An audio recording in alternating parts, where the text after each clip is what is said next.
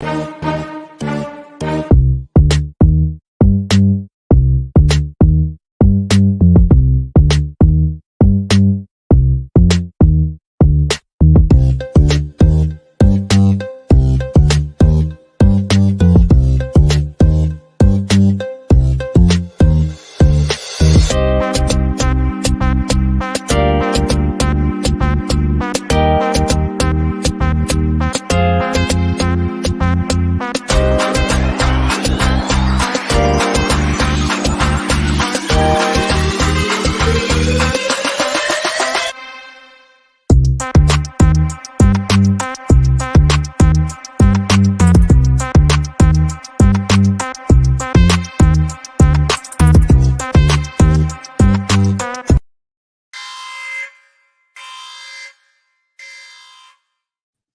evening, Razorback fans. Welcome to another episode of the Hawg Talk podcast, live from the Sterling Soap and Roastery Studios, part of the Believe It Buzz Radio Network, where you can hear us on 106.7 in Central Arkansas.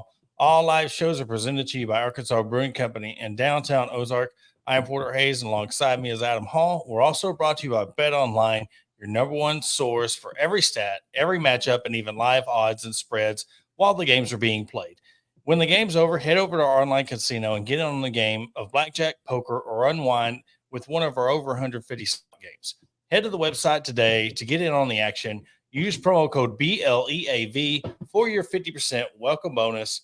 Bet Online, the game starts here.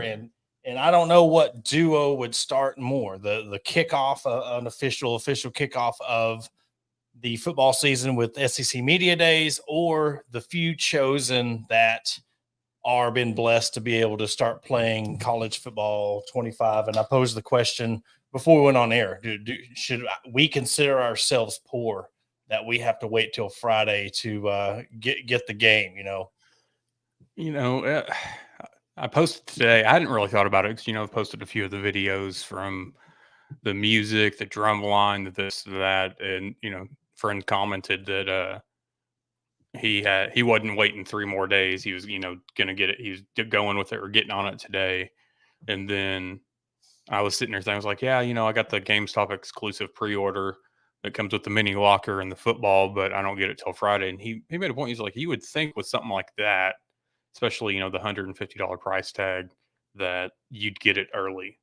But yeah. I know that just comes with the, give me the digital download and then give me the disc when it comes out, or however you want to work it. Yeah, and there's a lot of streamers, people that have been playing it, and from what I've seen, it looks pretty dope. I mean, but unlike you, I'm not a Madden player. I've never been really into Madden. I play it here and there because I loved when you were able to go back into college or go from high school into college, and then you go into the pros, and that's the only version I would play, is that the franchise mode. But yeah, I think it's going to be really, from what I've seen, I'm not being let down, but it's really cool that, you see people who've talked about the Arkansas State and the smaller schools and how much detail they've put into everything. So, they really have done their due diligence on promoting all the schools that are in this game. And I think a lot of it has to do with, we're paying them to be in this game. And so we have to make sure that all schools are included in that. Yeah. And I'm still I'll be curious to go through. I mean, I know a lot will come out in the next couple of days, but the rosters, the ratings, I still think it's crazy that Shedeur Sanders is like the highest rated quarterback on there. That's all right. I guess maybe they paid for that. Maybe they're seeing something I don't see, but I don't get paid to deal with the evaluation process. But I'm just curious all around to where everybody's at. I think I saw that like Ball State and forget who else it was were the lowest rated teams at like 68 overalls. So, it's going to be that finding your team to outside of Arkansas to, like we've talked about, to build up. And, I'm still on the fence if I'm going to go with a James Madison or somebody like that. Yeah, that'd be cool. I don't even know, again, forget North Dakota State. Teams like that I would try to bring up, and you could build your own custom, but it would be cool to see that, like, they have up-to-date rosters and their levels could go up or down. Like if somebody really starts in real live, during season, they start performing well. Well, their overalls could go up, and you would see somebody like Sanders. What would happen if it goes down? They're going to start paying attention to this just like they do in Madden. That's what it's become. With their all of their overalls or attributes, or man, they put me at this speed. So it's going to be funny how that transitions to how they play on the field, but yet it's going to be even more so when they're high rated and they have a bad game. Well, you had a 91 in Madden. Look, it's going to be funny to see. Oh yeah, and a lot of it for those players too. I mean, they want to obviously be rated as highly as they can, but it's bragging rights for them too. Yeah. Like, I'm in this game. I'm this overall rating. I think I saw that like South Carolina's number one wide receiver. He's like the top wide receiver in the game. Speed, attributes, everything is overall like he's apparently a monster in this game. So I'll see some of those and like maybe go play a game or something with a particular team just to see how those players perform, just to do some random games. Yeah, and that'll be again. I'll get it on Friday. I don't know where. I mean, I'll go buy it somewhere. I don't even have it pre-ordered, so I won't be able to get the locker room or would you say the locker in the football or locker? Yeah, a little mini locker and a football and a jersey, I think. But it's one of those things too. Unless they had an allotment, like they're only sending stores like, hey, you had 10 pre-orders, we're sending you 10. You may luck out and walk into a GameStop and they've got some extra. Yeah, that's true. Well, they kicked off SEC Media Days and talking season. And I will, before we get into the lineup, I mean, look, Nick Saban got out of coaching and is already day one. I mean, causing some drama. I mean, so he's really trying to come in, I guess, like a older Pat McAfee and come off the top rope. But we'll play this clip on what he had to say about us. They're not going to run the SEC. There's a whole lot of arrogant people in a lot of places in the SEC, so they can forget all about that. They'll be a good team and a great program, and Stark will do a great job, but that's not going to be a problem. It's a little different now, right? Adam, so what's going to happen, and not necessarily if Texas wins the SEC. I'm not saying they will, but what's going to happen if Texas comes in and say they only have 2 losses? After those comments. I mean, I think number one, if it wasn't already circled on Texas players' calendar or schedule, Alabama is now on their list. I think I haven't even looked to see if I'm assuming they're playing. I think they're playing. But, they're definitely going to be coming for Alabama, whether it's Nick Saban's there or not. But, that's the thing that we talk about with a lot of these players. You just gave them, locker room or something they can put up on their wall and look back to piss them off, to get their engines going, to fuel their fire, if you will. Well, one, they don't play this year. So, okay. It's kind of, again, I don't know what's going on with Saban, but my idea is like, look, you ducked them.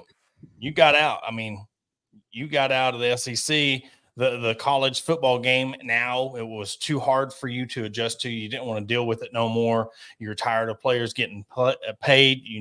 The comments you and your spouse made about, why are we doing this?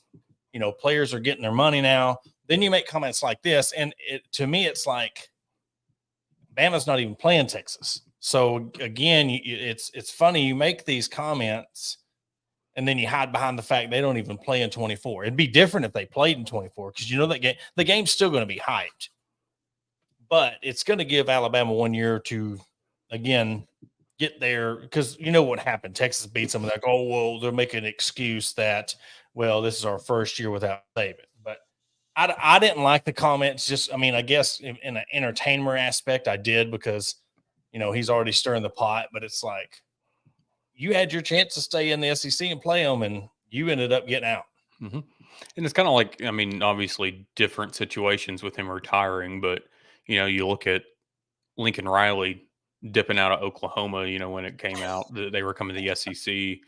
going to USC, and now it's, there's a lot of people, Paul Feinbaum especially, calling out, if I was right, at USC athletic director, whatever, that he would have fired Lincoln Riley for their performance, all the mass exodus of players, that there's something going on there. And, people like that, at least Saban has this, commentary and analyst stuff to fall back on, because, he'll still get a nice payday from it on top of what the $500K that Alabama's paying him to be a advisor or whatever he is. Well, he's making $1 million a year right there, because he's getting paid $500,000 a year for being on, I guess, game day or whatever. Mm-hmm. And then you're making $5 million plus your Aflac deal. I mean, so you're still sitting pretty, and that's the thing. You're still able to go out and make a good living. And I don't know. It's just, maybe it's because I'm that age of, you get older and you just, certain things rub you the wrong way. And, it's kind of funny to see him start to act that way now that he's on the mic. And, you haven't, last year, and now you're not coaching. But SEC Media Days, I'll tell you what, tomorrow's lineup is stacked. I mean, today you kicked it off with Brian Kelly, Shane Beamer, Lane Kiffin, and Clark Lee from Vanderbilt. And we talked about before we started recording, I mean, how I feel bad for Vandy to have to follow that, to go at the end of the day to talk about Vandy football. I don't know how long they get to speak, but I'm not too sure there was too many questions that you can ask a guy to, that hasn't already been asked to the other 25 coaches who's coached Vanderbilt. But I guess mine, like we said, the hot seat, Shane Beamer, right out the gate happened to, come in hot start. You beat Big Brother one time, and now it's kind of, you've kind of dipped down a little bit. I'm anxious to see what happens this year with a tougher schedule, and can he bring this team back up? He's got a couple of dudes, like you said, the wide receiver that's, the top rated receiver in the game, but Lenore Sellers, QB there. I'm telling you, if he uses him the right way, he has a chance to really pop off and do some good things. I was not sold on Spencer Rattler. A lot of these quarterbacks who bounce around from team to team to team, and you start money chasing. But I want to see one of them produce. I mean, yeah, Caleb Williams, he goes out to USC and wins the Heisman, but I mean, he had good stats. But I mean, I think the Heisman now, the hype man, I call it the hype man award, because it's not always the best player. You can't tell me that Caleb Williams in that year, and even last year, they're calling him one of the greatest quarterbacks of all time. He's nowhere near it. I mean, you can't do what you're doing, never beat Utah, and be considered one of the best quarterbacks of all time. Yeah, and I think I heard that Brian Kelly said that one of the things LSU was going to do this season was control the line of scrimmage, and that's very somebody like him that has had success with the team. He can come in there and say that, and you're going to listen, just because of that they've won some big games.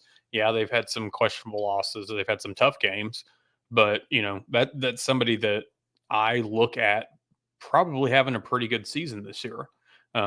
I haven't seen or watched what Lane Kiffin had to say. I'm sure he's got some one-liners or some quotes in there that, we always look for every year.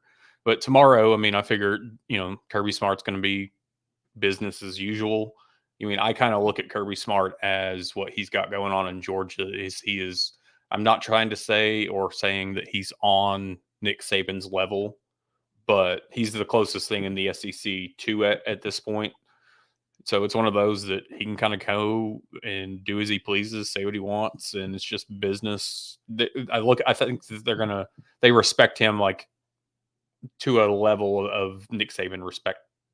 Yeah, because I mean, you could sit there and say, he's won 2 in a row, and you see how Saban was when in leaving. You've got to look at what happened now that there's more teams evenly getting players and more teams, and you expand the playoff, more teams has a chance to win it. And the fact that you're coming back off a back-to-back win season or back-to-back national championships, you got a quarterback coming back that the fact that can lead you. Mhm. And anything can happen now. You got 12 teams in the CFP now, but you also have a tougher SEC conference.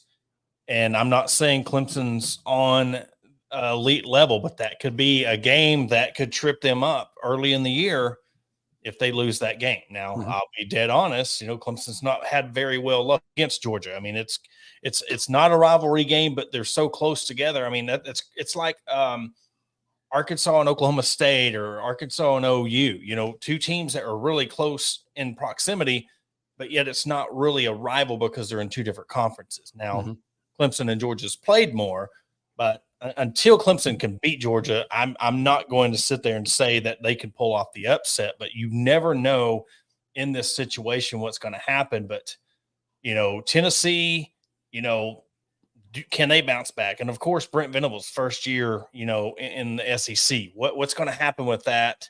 And then of course, Eli having that big season last year, bouncing back. And look, this is no knock. And look, y'all can come for us because, we're Arkansas podcasters, but I am really, really, really, really, this is what I want to see. How are these East teams who have played this easy East schedule for the last 5-10 years?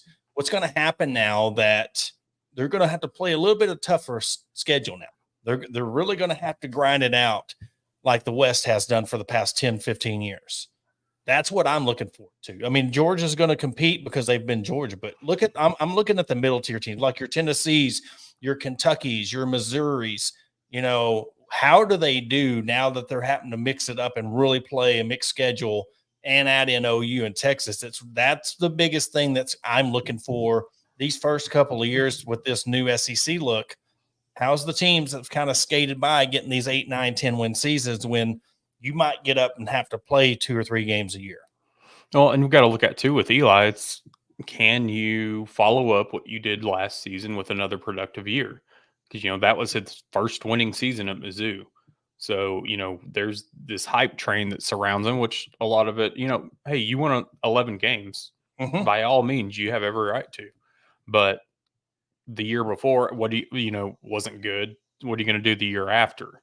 So can you keep this going? Can you sustain, or is it just going to be a bunch of lip service from here on out? Because let's see if Eli comes in and does typical Eli things and says, I imagine there's going to be shots at other teams, whether he comes out and says it or just wants to allude to things. I imagine that there will be some shots fired tomorrow with Eli on stage, and even afterwards when he's in his like one-on-ones and whatnot. I'm curious to see how Brett Venables is. He's always just seemed very like calm, cool, collected. I imagine it'd be the same. And then Wednesday, let's see what Sark has to say. Have you seen Missouri's schedule this year? No, I haven't looked at it. It's horrible. So they start off Murray State, Buffalo, Boston College, Vanderbilt, then A&M. Then they follow it with UMass, Auburn. Then they got to play Auburn, Alabama back-to-back. And then they get OU, South Carolina, Mississippi State, and Arkansas. Is that not the most favorable schedule of anybody that gets a schedule of this new SEC? I just looked at it. This is crazy how easy they got this. I mean, you're in how they beat their chest. I mean, they're going to start off 1, 2, 3, 4, possibly 4, 5-0, 6-0 heading into the Auburn game. Then you play Alabama without Saban. We see what South Carolina. They could end up. I can see them going undefeated. I can honestly see Missouri going undefeated in the regular season. I mean, I see tough games. Don't get me wrong, but they could beat A&M. They could beat Alabama. I mean, I haven't even looked to see who they have returning because you lost Brady Cook. You lost your running back. So, I mean, I'm not saying that the backup or the who followed them were bad by any means, but There's I think already been rumblings that Courtney Crutchfield has been unhappy so far in Mizzou. So, I think that's if they don't have, we'll just call it like it is. I'd say a 10+ win season. I think you're going to have some players that are like, I'm going to go try something else. Yeah. Well, if they don't, look, I'll say it right now. If they don't win 10 games this season, I'll be shocked. And this is with the bowl game. Because if you win 10 games, 9 games, or 10 games in the regular season, you're going to make the CFP. You're going to make that 12 game. So we got to add in that factor. So again, now let's see for those teams that qualify. You get these extra games now. Again, looking at this schedule, I guess Alabama, because they're always Alabama. They're still going to be studs. A&M, maybe. I see 2 tough games on their schedule this year. That's A&M and Alabama, because they play South Carolina at the end of the year, and just knowing that how South Carolina is, it's either going to be a really good season or it's going to be really bad. I say it's going to be a bad season. I don't have faith in Beamer. So you get them right before Mississippi State and Arkansas. So you could potentially play Oklahoma, who's struggling to come into the SEC. You follow it with South Carolina, who could be down on the luck, Mississippi State, and Arkansas. Eli's smoking some good cigars. I'll tell you that right now. Yeah, and especially with the playoff expansion, which I hadn't really thought about that aspect of, if you're getting in 10, 11 games, like you're going to 10, 11 games and you're in the SEC. Oh yeah. You're going to be in the CFP because call it however you want to call it. Out of 12 teams, I'm looking at what would you say? 6, anywhere from 5 to 6 teams in the CFP will be from the SEC. Oh, definitely. And that's another thing. I'd be shocked if there was less than 4, because of the split, how the conferences are now. You look at everybody. Pac-12's gone. Watch all 2 teams get in. Yeah. But you just look at it, and then where's Notre Dame fall into that if they happen to go undefeated or make it to the playoff, and then that the Power 5 team, they automatically get in. So, but just looking at the lineup, Tennessee is going to be another one. This day 2 is a lot of redemption / especially with Kirby. Can they stay at the top, and can Tennessee, Missouri, keep where they're at? And then what does OU do their first, season in the SEC? And I know he's got a higher hill to climb than Sark does, but then you go into Wednesday. Start right off on Wednesday with DeBurr, coming in, Alabama, Levy, Mississippi State, Billy Napier. He's on the hot seat as well. Mm-hmm. And then Texas, you follow off the day, big bang there. And then, of course, Pittman starts the day off the last day. And I guess that's a good thing, because I'm telling you, I know Kentucky's a good program, but, man, you never want to be the last on the last. No. I feel like everybody's checked out at that point. They're ready to go. They're ready to get back. I think they kind of done it on purpose. You put Hugh Freeze and Mark Stoops at the end. That way you have some kind of flair to not be getting bored in the plane at 1 o'clock on a Thursday to head back to your location. But SEC media days again, and then all the players, you're going to hear a lot of quotes. You're going to see a lot of people. This is where all the media rubs elbows and gets to talk with some higher up, SEC media, SEC, ESPN media.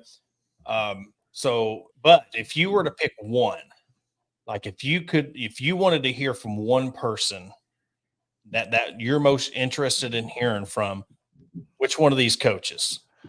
Ooh, I think out of these coaches, if you want to pick one a day. One a day. Okay. Yeah, so if today, like out of everybody today, I would probably, out of those 4, I'm going to go back and listen to Lane Kiffin. Mm-hmm. Tomorrow, I don't so much, this isn't a shot at Oklahoma, but I've heard Brett Venables enough I feel like it's going to be the same thing. I've heard being in Fort Smith, it's one of those things you hear all the OU interviews and such. So Brett Venables, I'm not really. Kirby Smart, I think it's to be the same old, same old. I'd have to say, I think Eli, just for the entertainment factor, Wednesday, I really kind of want to see how Alabama's new coach handles things. This isn't going to be something that he's new to by any means. I mean, he just played in the national championship, but it's following Nick Saban. You've got Nick Saban over your shoulder that's going to be analyzing everything you're saying. I think Wednesday he's going to be kind of the show or the talk Wednesday, even with Stark coming in. Thursday, I think we're going to get the same Pittman that we've got, which is nothing by any means. He handles media days very well. I think he kind of starts off a little timid, a little lighthearted, but he gets down to business at these media days when he's up at the podium. So him, obviously, I want to hear about. I think if I'm taking him out, I think I just kind of want to hear what garbage Hugh Freeze has to say. Because Mike Elko, I think he's just kind of boring and bland to listen to. Kentucky, okay. I think Hugh Freeze kind of with, let's just see what nonsense he throws out there. I'd have to go with Brian Kelly, day one, just because, look, I still think that he's proven to be almost like a Jimbo Fisher until he does something very significant at LSU. All the hype, having a Heisman Trophy winner, when's the seat going to start getting hot on him? When is the expectations of him? Because, he's supposed to come in and just take over and win another national championship. I would have to go with Heupel on day two. Just, again, very intriguing when you see teams rise up to the occasion. Of course, beating Bama and stuff. How are you now going to keep that momentum? I want to hear how some of these teams are going to adjust to this new thing. And you're going to get a lot of the random questions of what do you think about Texas and OU? They're going to get a lot of it. So I don't want to hear nothing from Texas or OU because we're going to know. I mean, you know what you're going to get from Sark. Mm-hmm. I guess Florida, Billy Napier. Just because, again, another one of those, I want to see, you're talking about pressure. Let's see how these guys handle a true hot seat of like Pittman. Pittman's going to hear it too. Mm-hmm. Coming off of 4 and 8 years. So, we know Pittman. So I want to see, I would have of the 4 there. I know a lot of it's, I guess I would have to agree with you, Hugh Freeze, because I want to see how is he going to be now that Saban's gone? You're not little brother, you're still a little brother, but you've got a new daddy. So let's see how he answers those questions and how are you going to attack that? Look, if you're going to strike at Alabama, you got 2 years. If this thing goes on, if they can reclaim their dominance in the SEC, because it's going to take a couple years to replace Saban. So how does that happen? Or does Alabama fall down to the, forefront? Do they go down to an 8-9 win season? We'll see, but going to be a lot of coach speak. It's going to be a lot of, again, nonsense, but hey, this is what we want. While we're not playing the video game, we can sit there and look at the clips from SEC Media Days and mark our calendars to kick off. Yeah. And I think player-wise, I haven't looked at who all the other teams are bringing. Arkansas is bringing Taylon Green, Landon Jackson, and Andrew Armstrong. I'm kind of anxious to hear just from Andrew Armstrong. I think he's, a bit quiet, which is nothing bad by any means. Obviously, we want to hear from QB1, Taylon Green. I think Landon Jackson always just stands on business. He comes in and does what he needs to do. But Andrew Armstrong's one I'm just kind of anxious to see how he handles the media and what he has to say. Yeah. And the players are prepped and they're prepped and their PR, you got the SIDs there for a reason and coaching them up on it. And they should, you know what I'm saying? You still, I know you come out and you want to say the splashy things, but yet you're still, internet lives forever. And I know that's hard that, people want to come in and talk all the smack they want, which would be cool. I would love to, they say every year, the truth serum, if you had to hear one coach or one player, who would it be? It would be fun if there was just an all unfiltered SEC media days where everybody, Mhm. you heard what everybody had to think. So That would be, I mean, hell, put it on like one of the different schools like the Hogs Plus that you pay for that, Yeah. Just Razorbacks uncensored. Yeah. We're going to take a quick commercial break. After the break, we're going to talk some pro hogs. Team Arkansas TBT team. The tournament starts this week. One of the most anticipated events of the summer. Team Arkansas has been in it for many years, and Monty Patel has a very, very stacked squad and a very good coaching staff. We'll talk about that team and more after the break. Attention DIYers and home improvement enthusiasts. Are you searching for the right tools and the supplies to tackle your next project? Look no further than Mentor's Hardware Store. With locations in Ozark, Alma, and Clarksville, our vast selection of hardware and building materials is sure to have everything you need. Whether you're fixing a leaky faucet or building a new deck, plus our knowledgeable staff is always on hand to offer expert advice and guidance. And with our competitive prices and convenient online ordering, Mentor's Hardware Store is your one-stop shop for all your DIY needs. Visit us today and let's build something amazing together.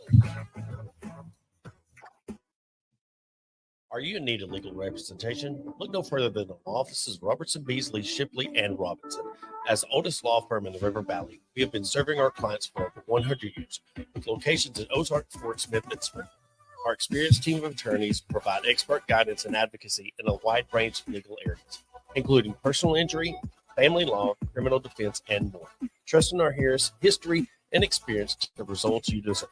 Contact the law offices of Robertson, Beasley, Shipley, and Robinson today at 479-782-8813. That's 479-782-8813. Are you looking for a place to grab a cold drink and some delicious food? Look no further than Arkansas Brewing Company. Located at 201 South 1st Street in beautiful downtown Ozark, our establishment offers a wide selection of craft beers and tasty eats. But what sets us apart is our welcoming atmosphere and friendly staff. At Arkansas Brewing Company, you'll always feel like part of the family. So visit Destiny and Christopher Brockett and staff today and see for yourself what makes us the go-to spot for locals and visitors alike. Arkansas Brewing Company, come for the drinks and stay for the friends. Searching for premium brewery products that will take your daily routine to the next level? Look no further than Sterling Soap Company. Our handmade soaps, aftershaves, and balms are made with only the finest ingredients that give you the ultimate grooming experience. With a variety of scents to choose from, there's something for everyone. Plus, our products are crafted in small batches to ensure the highest level of quality. So why wait? Visit www.sterlingsoap.com or visit our retail store at 16 West Walnut Street in Paris, Arkansas. Shop our collection and discover the difference for yourself. Upgrade your grooming routine with Sterling Soap Company. And welcome back to Hawg Talk Podcast. And as we alluded to before the break, MLB draft, numerous hogs drafted in the MLB draft. Hagen Smith goes to what they are calling to now the Chicago Razorbacks, joining Michael Turner, likes of Michael Turner and a few others. I know a lot of Cardinal fans are kind of disappointed. They were hoping that he would slide down to St. Louis, but going down to Cheyenne, Southside, play for the White Sox. Hopefully, look with Skeens, look at the success he had with the Pirates. And man, that people don't realize how hard that is to do, and even as a pitcher. So mad props to Skeens for coming out and killing it in the pros. And it would be really cool to see an Hagen Smith, somebody from Arkansas, do the same thing. You've seen a lot of guys look at Kerstad, going in and out, and finally, Orioles, and then getting plunked in the head the other day, and that clearing brawl. But it'd be really cool to see another one come up like Benintendi and be a mainstay in the big show. And I think Hagen has what it takes to get there, and see what he can do for Chicago.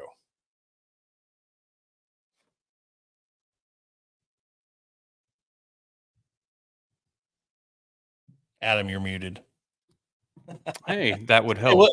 Let's read about but no, I've got the video here from him getting drafted. You like seeing the Razorback players up there getting their names called. I'd like to see them there actually in person. But with the MLB, I mean, I don't even know how many rounds. I get why they don't. There's so many players there, but we'll roll that right quick. With the 5th pick of the 2024 MLB Draft, the Chicago White Sox select Hagen Smith, a left-handed pitcher from the University of Arkansas. You just like to see it. Kind of a underwhelming react, but I guess it's nothing like the NFL where team it's almost like a college football experience with the fans there. But yeah, it's really cool. Look, you work your whole life for that, and to be able to make it, especially first round. Then you have Peyton Stovall, 117 overall, Mason Molina, Jaron Sprague, Hudson White, Ben McLaughlin, and it's one of those things that you see them. They're going to be going to the minors. They're going to be doing that road. And so, how many are we going to see with the naturals? How many are we going to see with the travelers? So it's really good to see some of these guys, come back and play in state and get to see them before they head to the big show, or they just end up playing in the majors their whole career. And but it's very, very, very tough to go from college and make it to the show. And I think that's why we don't see the big jump like we do in the NBA. We don't see the jump like we do in football when it comes to the college. Now, high school and stuff like that, look, you've got these kids getting slotted. I think Slade Caldwell, he got drafted. And you think about it, well, what's their slot value? How much are they going to get signing bonus? And you see some of these kids, 1.7 million, or Dabo Guru, man, he knows all the slot values and where the picks are. He'd be the one to ask. But to be able to be an 18-year-old kid, you get signing bonus of over $1 million. You're going to go, and hey, if it don't work out, you're still a millionaire. Was that player the Arkansas shortstop that was high school signed? Gatorade Player of the Year? Yeah. The one. So he played what? I think he's from Valley View. Okay. So I think that the Arkansas signee at a high school, I think his slot value is like 1.8 million. Yeah. So that one right there, he's not coming. Oh, I mean, you can't blame him. It's just, this is one thing that Dave Van Horn had talked about. It's like trying to actually get these guys, because they get so many high recruits, to actually get them on campus. The draft changes things, because guys in that position, they're like, no, I'm going to go try my hand at the minor leagues, take the money. Well, so that's where you got to hope NIL comes into play a little bit.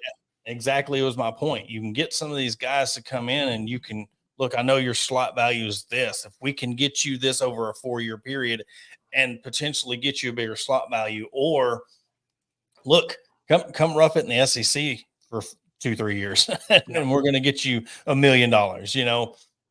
Again, that's going to be one of the sports that NIL can really help out. Transfer portal, NIL can, and especially if you get a booster, the Hunts to come in. I know they've built this magnificent facility there. If you get the Hunts to go ahead and cash in on the NIL part of it, you'll see what kind of program and what kind of talent you can get. Mm-hmm. So, we just got to hope that, the guys that we do get up there produce like we need them to, and like Coach Van Horn needs them to. Obviously, we've gotten a bunch out of the portal this season, but, going back to the guys that and their journeys with the minors and the majors, I think we've been a little, I'm not going to say, I don't want to call it lucky, but we've gotten to see a lot of Caden Wallace being up at Northwest Arkansas Naturals, and then he got traded,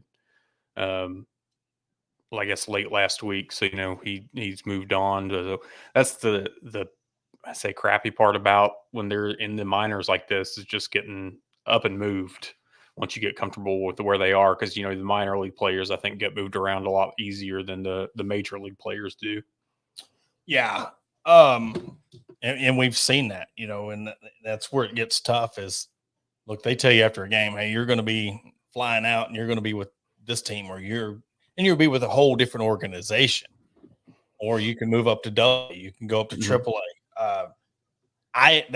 That's the thing. Like, it's tough because I love baseball, but I just don't know if it's, you really, really have to love the sport. You really have to really aspire to be great to ride those buses. And I've seen them when I was working up in Springdale. The visiting players are on a 6-game stretch versus the Naturals, and they're sitting there getting a protein shake at a local protein shop because they're just trying to get out of the hotel. Because all you have is hotel and go do some workouts, and then you're playing a game. And on top of that, you're probably making 30,000-40,000 a year. It's tough. And especially when you see the big 200 million contracts, the 600 million, you see the big bucks, and it's weird. It's almost like you're playing the lottery. You're just waiting, trying to work your way to the top to finally maybe strike gold and get to the majors and get that big contract. Because I'm telling you, in all the major sports, seeing how much these players get paid now, especially in baseball, I wouldn't be surprised in the next 5-10 years that we wouldn't see a $1 billion contract. Oh, yeah. I mean, that's coming. I know the NBA, we're looking at over the next, which I know baseball is far and away much higher salaries than your other leagues. But, if the NBA, we're looking at by 2030, we're potentially going to be seeing $400 million contracts. You're going to start seeing $800, $900 billion in baseball. Because, I think it's kind of, I'm not going to say known, but, there's talk that SGA out at Oklahoma City, that he's going to be the first $400 million contract, because his new contract will be due kind of right at that cusp of what we're seeing with the increase of values that are coming. But, we see a lot of the players in the minors, it means a lot to them, especially after they've been in the minors for 7, 8, 9 years for some of these guys, that they finally get called up. And, it's a sigh of relief that they finally have made it. But then also, they're no longer having to just deal with that $30,000, $40,000 a year once they can finally get that potentially multi-million-dollar contract. Yeah, and it's very rewarding. You look at like Benintendi, you look at Kerstad, look what he's been able to do.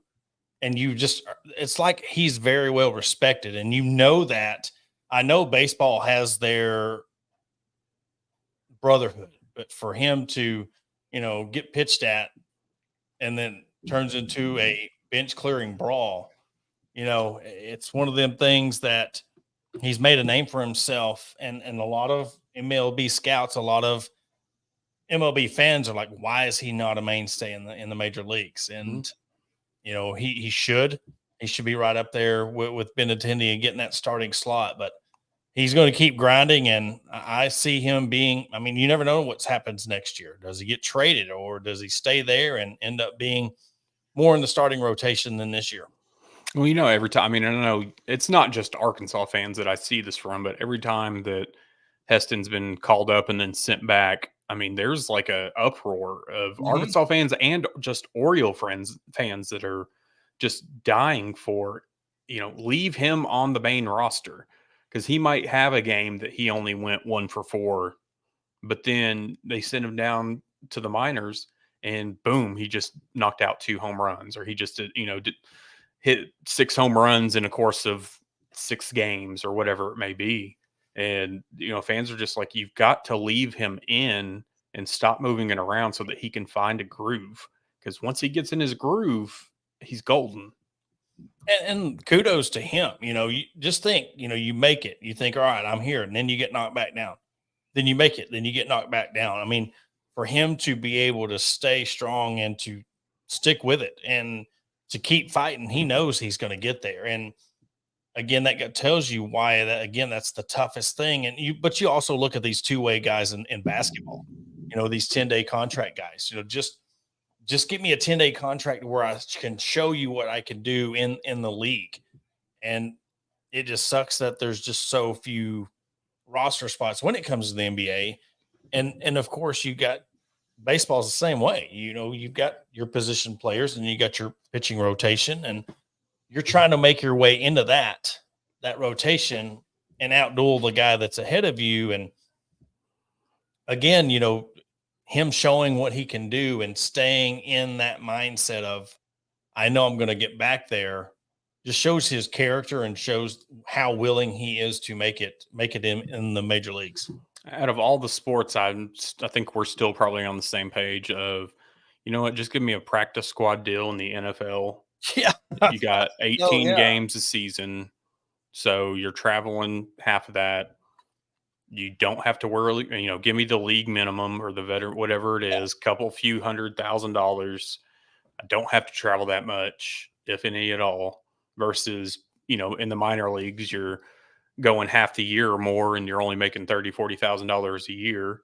And then the NBA, I think with those two-way contracts, they get like 50% of their salary, what they would get if they were whatever their contract is. That's But still then, not bad. but then you have like up or minimum of 50 games in one league, or a total of 50 games per year.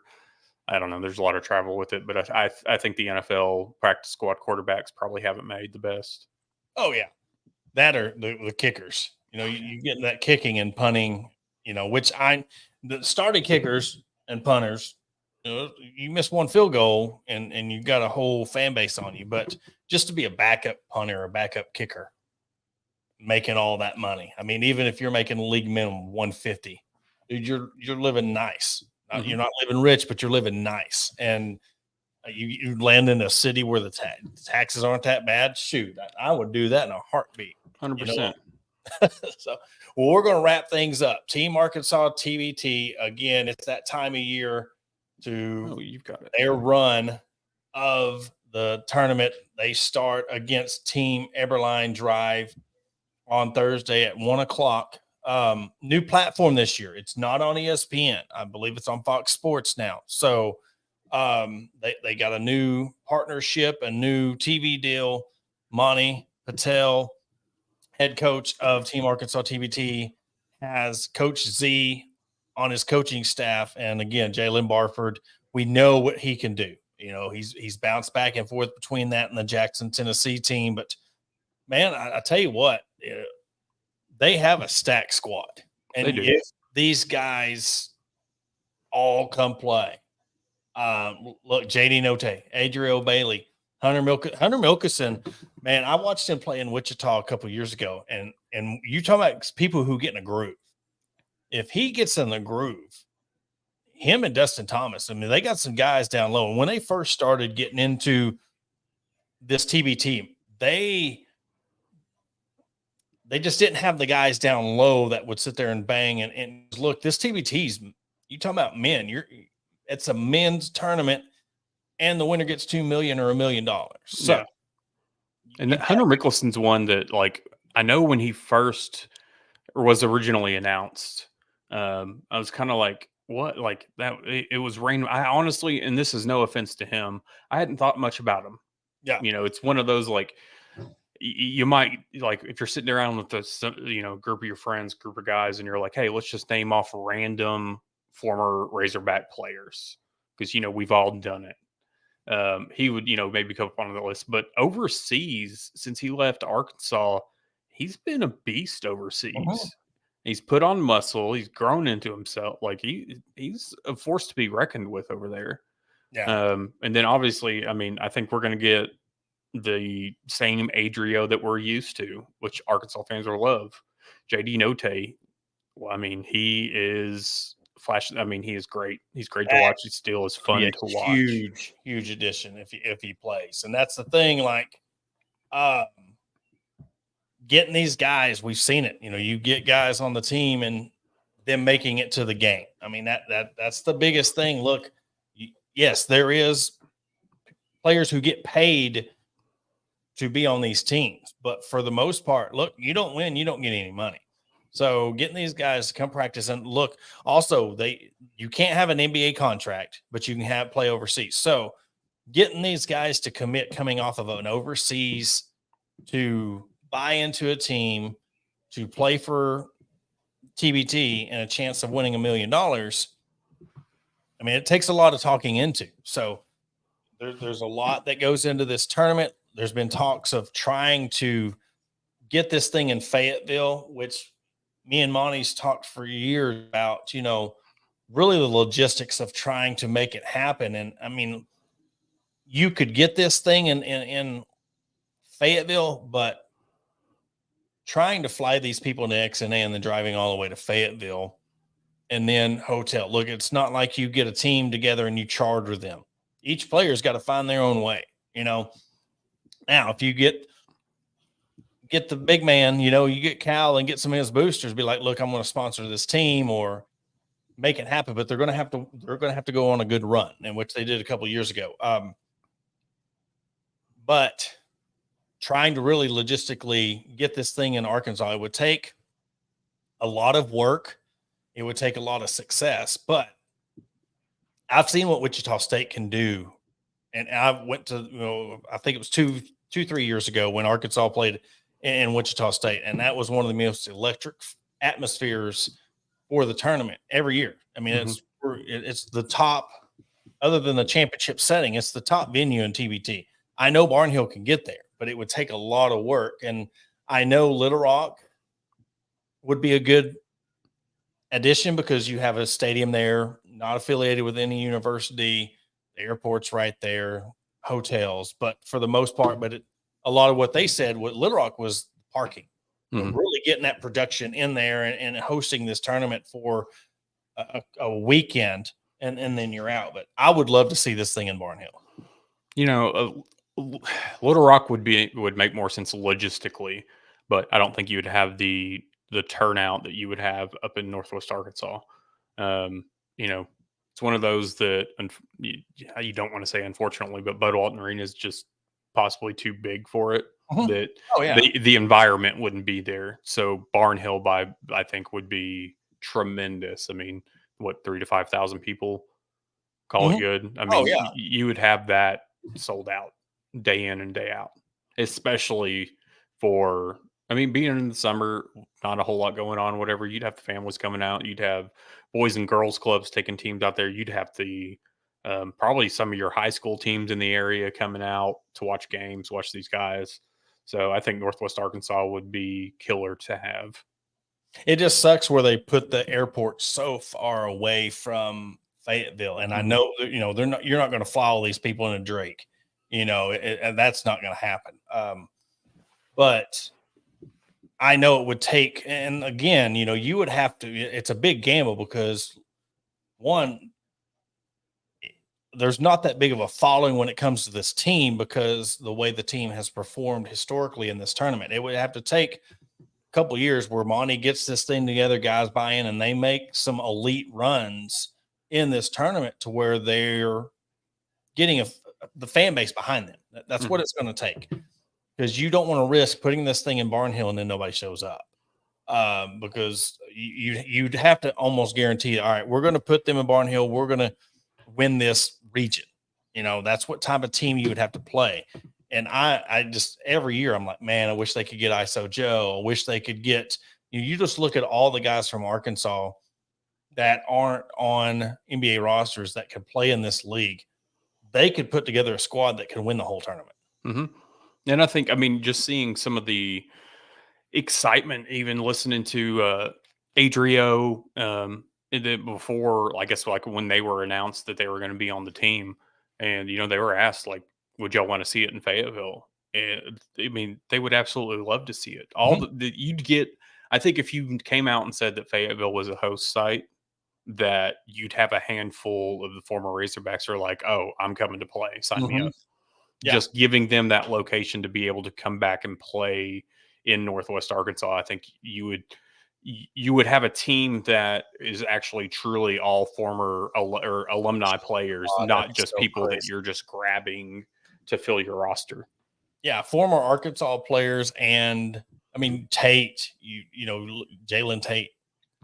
He's one that's played for the Marshall team. You know, JD Note playing for Arkansas. Jalen Barford. You just look at the people who's played in the TBT that could play for Arkansas, and it's a dream. But I know the money's got to be right. But that would be really cool to see them play in Fayetteville. I know it's probably if the cards are played right and they have the success, we're probably a couple years away. But you never know; they might expand this tournament and put in a few more regions. But I know Monty's really been trying hard, and with this new coach, with Coach Cal, he's already met him and talked to him. So you never know what kind of push and pull you have when a new coach comes into town with a little bit more laid back guy, like, yeah, sure, let's give it a run. And especially if they're wanting to renovate Bud Walton Arena and get some more revenue, hey, you can make some money off of this, especially when it comes to the ticket sales and what you'll get in exposure of Barnhill Arena. And who knows? I mean, you see the players that go play for some of these TBT teams that don't necessarily have a direct tie to that team. You never know if Arkansas needed to fill a roster. Coach Cal may be able to make a few phone calls to help fill that out too. Yeah, you could get maybe some former Wildcats. You never know. Yeah. Well, Adam, you got anything else before we wrap it up? No, not really. All right. We're almost there, fans. We're almost there, almost football season. When we come back on Thursday, we'll talk a little bit more college football. We'll be one day closer. We'll wrap up what we've seen and heard from SEC Media Days, and we'll catch you on Thursday. Again, brought to you by Believe Network, Buzz Radio Network, Sterling Soap, and Arkansas Brewing Company. We'll catch you on